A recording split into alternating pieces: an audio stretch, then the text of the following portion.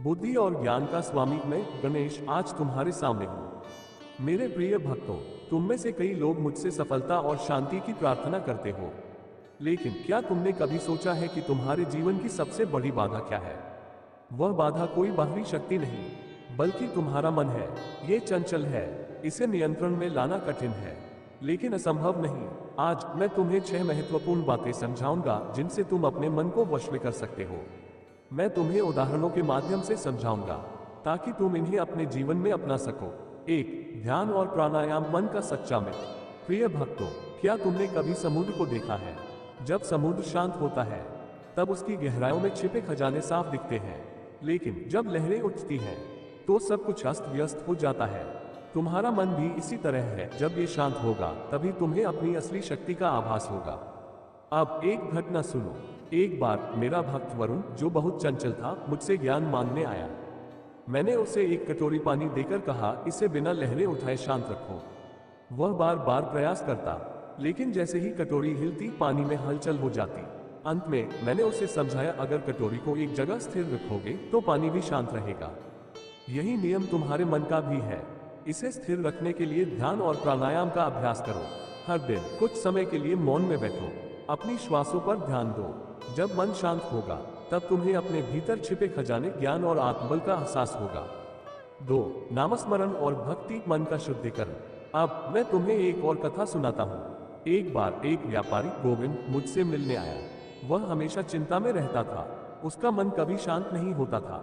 मैंने उससे कहा, हर दिन मेरे नाम का जाप करो। बस 1 महीना पहले उसे विश्वास नहीं हुआ, लेकिन उसने प्रयास किया। धीरे धीरे जैसे जैसे वह मेरा नाम जपने लगा, ओम गण गणपति नमः, उसके विचार शांत होने लगे, चिंता कम हुई, उसका व्यापार भी अच्छा चलने लगा। हे भक्तों, जब भी तुम्हारा मन अशांत हो, किसी मंत्र का जाप करो। यह मंत्र कोई भी हो सकता है, राम, कृष्ण, शिव, जिसमें तुम्हारी श्रद्धा हो। नामस्मरण से मन शुद्ध होता है, और मन जब शुद्ध होता है तब वह नियंत्रित होने लगता है। 3. सत्संग और अच्छे विचार मन को सही दिशा देना। क्या तुम जानते हो कि एक नदी हमेशा नीचे की ओर बहती है, लेकिन अगर उसे सही मार्गदर्शन मिले तो वह एक झरने में बदल सकती है, और झरना एक सुंदर झील बना सकता है। ऐसे ही यदि तुम्हारे मन को सही दिशा नहीं मिलेगी तो यह व्यर्थ की बातों में उलझ जाएगा, लेकिन अगर तुम इसे सत्संग, ग्रंथों के अध्ययन और अच्छे विचारों में लगाओगे तो ये तुम्हारा सबसे बड़ा मित्र बन जाएगा। एक बार एक लड़का अर्जुन हमेशा नकारात्मक सोचता था।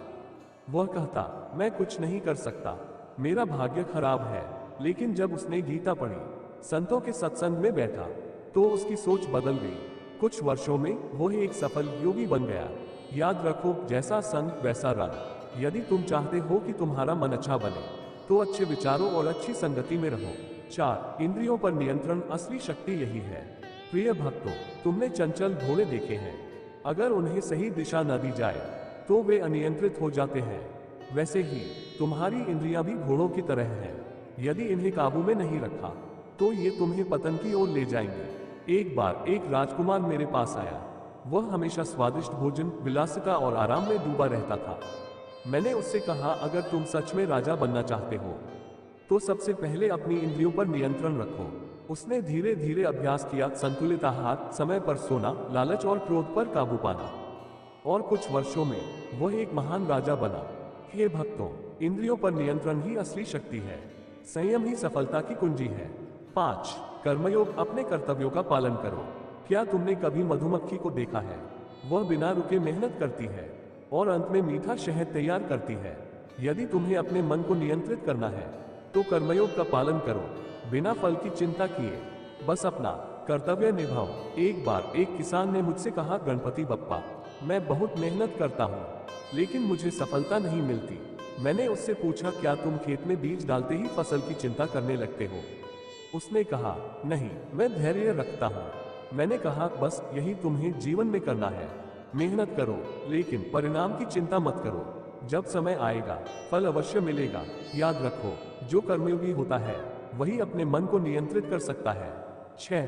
सकारात्मक सोच और समर्पण, परम शांति का मार्ग। यदि आकाश में बादल हो तो क्या सूर्य का प्रकाश रुक जाता है? नहीं, वो बस कुछ देर के लिए ढक जाता है।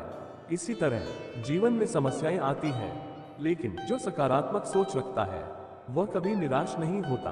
एक बार एक बूढ़ी महिला ने मेरे सामने प्रार्थना की, बप्पा मेरे पास कुछ भी नहीं बचा, अब मैं क्या करूं? मैंने कहा, क्या तुम्हारे पास श्रद्धा और धैर्य नहीं बचा? वह बोली, हाँ, ये तो हमेशा रहेगा। मैंने कहा, बस यही तुम्हारी सबसे बड़ी संपत्ति है। जब तक तुम्हारे पास श्रद्धा और धैर्य है, तब तक मैं तुम्हारे साथ हूँ। हे भक्तों, आज मैंने तुम्हें 6 बातें सिखाई। इन्हें अपने जीवन में अपनाओ और तुम्हारा मन स्वयं तुम्हारा मित्र बन जाएगा। जब भी तुम्हें संदेह हो, जब भी तुम्हारा मन भटके, मुझे याद करना। मेरा आशीर्वाद